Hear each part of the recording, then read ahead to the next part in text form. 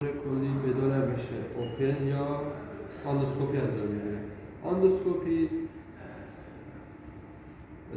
یعنی که ما با استفاده از TURP پروستات رو تراش میدیم. در اوپن یه انسیژن انجام میدیم برای برداشتن پروستات. اسم اولش هم SPP هست، سوپراپولیس پروستاتکتومی. ولی در TURP با استفاده از تجهیزات آندوسکوپی ما دیوار پروستات رو تراش میدیم. ترانسفیوریتال ریزکشن پروستات. لیست من نیست ترانسفیوریتال ریزکشن پروستات یا TURP یا ممکنه در لیست عمل BPH بنویسن، بنای پروستات هایپرپلازی. برای TURP ما یه سری وسایل و تجهیزات استفاده میکنیم که شامل دستگاه‌های آندوسکوپی هستن و یه سری وسایل که بهشون میگن وسایل رزکتوسکوپی که شامل شیت ها هستن. شیت ها گفتیم یه لوله خالی هستن که جهت عبور وسایل استفاده میکنیم. در رزکتوسکوپی ما دو تا شیت داریم، شیت داخلی و شیت خارجی. همیشه شیت داخلی قطرش کمتر از شیت خارجی هست.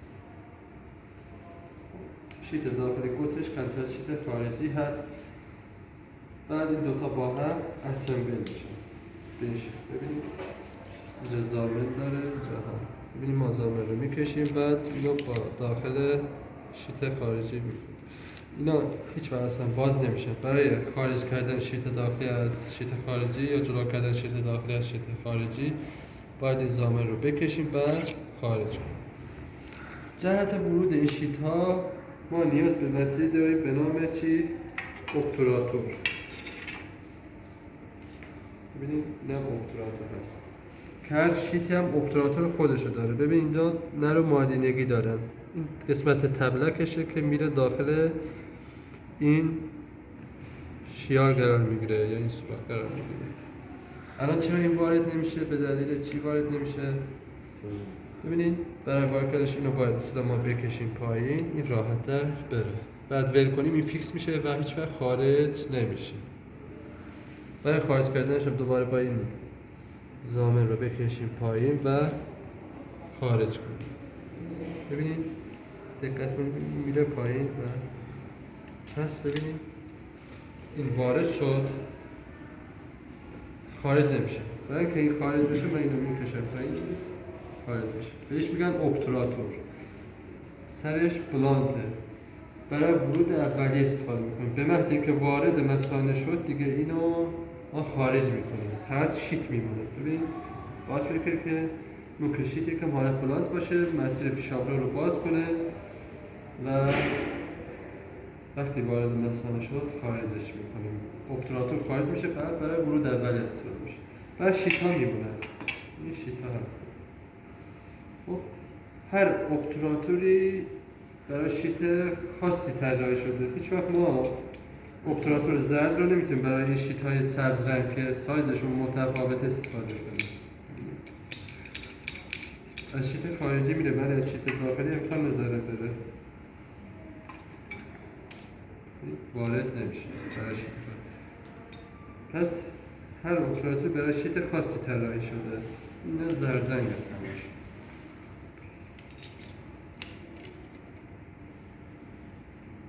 به هیچ وجه این وارد نمیشه مگه اینکه با این شیار که بهشون میگن نر و مادینگی چفت بشه. پس این شیره ورده شد، این شیره خروجی. ولی اینا هم در راسته باشه یعنی باز من باز بعد بسته. در راسته باشه یعنی باز. الان باز هست. obturator رو ببینید باز که سرش بلانت باشه و برای ورود راحت تر هست. بهش میگن obturator. ولی اینکه وارد مثانه شدی obturator خارج میشه و بقیه وسایل بهش وصل میشه. از وسایل یا از اجزای دیگر رزکتوسکوپ ما ورکینگ الیمنت رو داریم. ورکینگ الیمنت اینم وارد شیت میشه. ببینیم ورکینگ الیمنت مثلا واسطی استفاده میکنیم. الان میگم خدمتتون. ببینید ورکینگ element اینم یه شیار داره برجستگی داره که این با این چفت میشه ببینید خب اینم باز خارج نمیشه در تمام جهات هم قابل چرخشه برای اینکه من اینو خارج کنم من حتما اینو بزنم پایین‌تر به این میگم ورکینگ element ورکینگ element کارش چیه؟ حرکت دادن الکترود لوپ هست ما الکترود لوپ رو به اینا میگن الکترود لوپ که اینا در شکل مختلف هستن این استانداردشه که دیواره پروستات رو با این تراش میدیم ببینید الکترود لوپ بعضی اینا توپی شکل هستن که جهت هموستاز فقط استفاده میشه ببینید این نوع توپی شکله که جهت هموستاز استفاده میشه بعد این ورکینگ element یه شیاری داره اینجا دقت کنید یه شیاری داره که ما الکترود لوپ رو وارد این شیار میکنیم خب بعضیاشون دستان برای تراشه این از این یکم استفاده کنیم ببینیم مانونه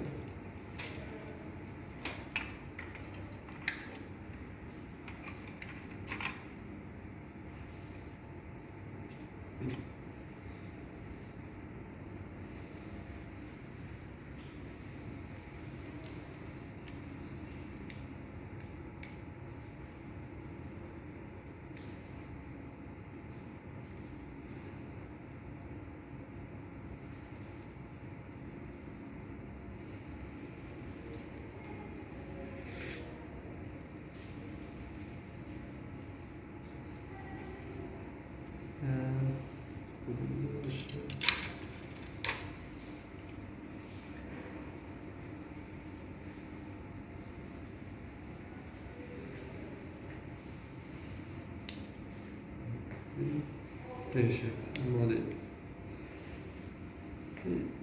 الکترود لوپ باید از داخل این شیار عبور داده بشه بعد بیاد وصل بشه به این میگن چی؟ ورکینگ element الکترود لوپ باید به این وصل بشه به این شکل الان ببینیم من اینو جلو اگر ببره حرکت نمیکنه باید بیاد بیفته داخل این سوراخ و فیکس بشه به این قسمت دستی ورکینگ element من این دکمه رو میزنم خب اینو یکم جلو هول میدم و فیکس میشه ببینید الان حرکت کرد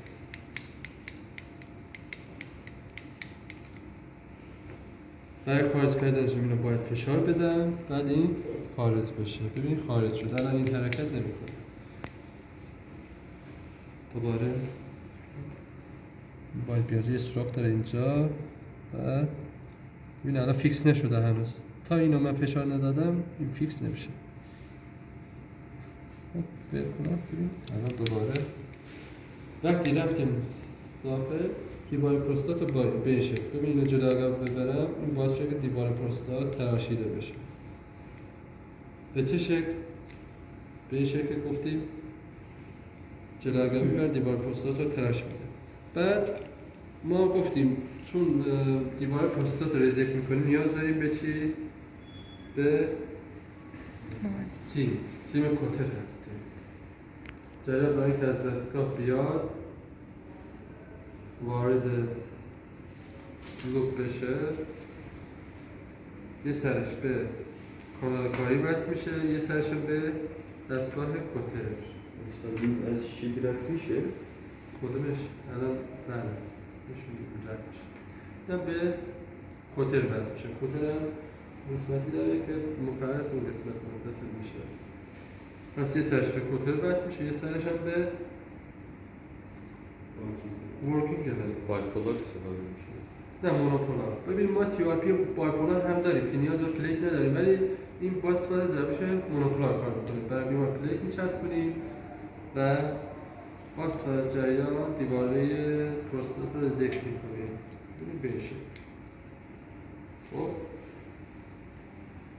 ما شیت ها رو اسمبل کردیم بعد وارد مثانه کردیم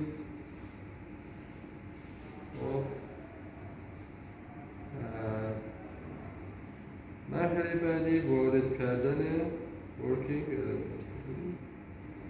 working element. دیدین؟ ببینید به این شکل. همون سرامیک گفتیم به خاطر اینه. ببینید این میاد یکم اگر بره ممکنه با قسمت فلزی در تماس باشه، فلز هم رسانه است دیگه، جریان پخش میکنه و بافت اطراف رو ممکنه بسوزه یا پیشابه رو بسوزه. ولی این سرامیک باعث میشه که جریان در کل شیت پخش نشه. این به این شکل کار میکنه به صورت دستی. گفتیم که اگر الکترود خوب فیکس نشه به ورکینگ الیمنت کار نمیکنه. الان ببینیم اینو یکم جدا میکنم از ورکینگ الیمنت. هر چقدر این جدا اگر بریم این کار نمیکنه. باید وارد این سوراخ بشه و فیکس بشه باهاش. الان باز جدا بشه. مرحله بعدی چیه؟ لنز رو. برای اینکه تصویر منتقل بشه به مانیتور ما نیاز داریم به لنز هم از اینجا وارد میشه. درسته؟ بهش داخل ورکینگ الیمنت.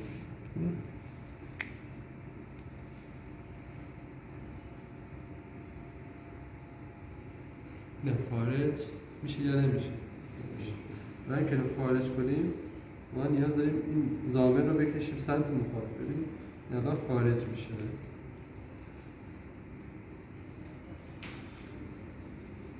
وارد شد نمیکشیم که دیگه خارج نشه خودی خود. بعد برای اینکه اینو خارج کنیم الان این خارج نمیشه، برای اینکه خارج کنیم برعکس میکنیم و خارج میکنیم دوربین رو یا همون لنز رو. لنز دوربین نیست، دوربین کامرا هست که تصاویر رو منتقل می‌کنیم. لنز هست یا تلسکوپ رو بهش میگیم. به این قسمت لنز چی وصل میشه؟ کابل نور سر. کامرا به این قسمت قطعه چشمی وصل میشه. کامرا به قطعه چشمی وصل میشه. نور به این قسمت وصل، کابل نور به این قسمت وصل شد. نور رو میفرسته داخل رسانه و ما راحت‌تر میتونیم مثلا رو مشاهده کنیم. اینم کابل کوتر هست که گفتیم وصل میکنیم، یه سرش به ورکینگ الیمنت یه سرش به دستگاه الکتروسرجر. این نحوه اسمبل کردن بود. نور سردم بی زحمت یکی از اون وسایل رو بیارین، از داخلش نور سرد برداریم. کابل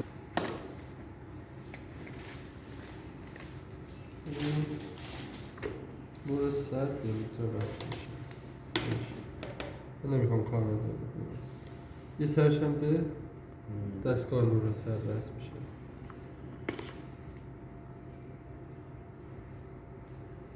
اینم بی زحمت باز میکنیم. ببینیم کامرا داره، کامرا هست. ببینید ما کلا در عمل‌های اندوسکوپی باید همه این کارا رو اسمبل ها رو انجام بدیم. همه اسمبل ها رو باید انجام بدیم. ما گفتیم اول شیت ها رو بس کردیم، شیت ها رو با هم اسمبل کردیم، وارد کردیم، بعد آوردیم ورکینگ الیمنت رو بهش بس کردیم، بعد لنز رو به ورکینگ الیمنت بس کردیم، از داخل ورکینگ الیمنت دور دادیم و در نهایت برای اینکه تصاویر منتقل بشه به مانیتور ما نیاز داریم به کامرا. اینا کامرا هستن که در شکل ممکنه در طراحی مختلف باشن و شرکت‌های مختلف اینا رو با طراحی متفاوت تولید کنن. این قطعه چشمی تلسکوپ با این اسمبل میشه به این شکل. ببینید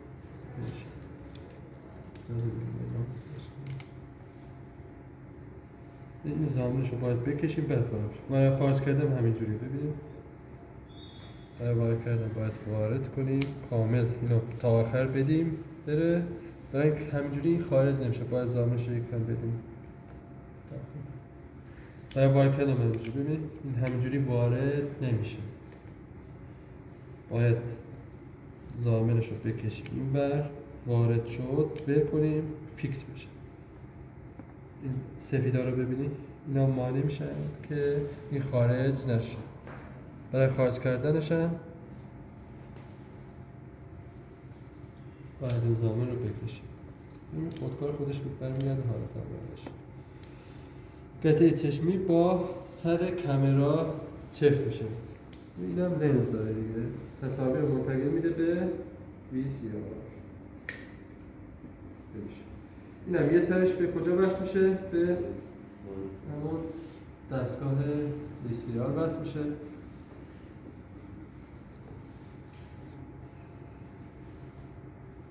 همون دستگاه هست VCR. اون وصل میشه.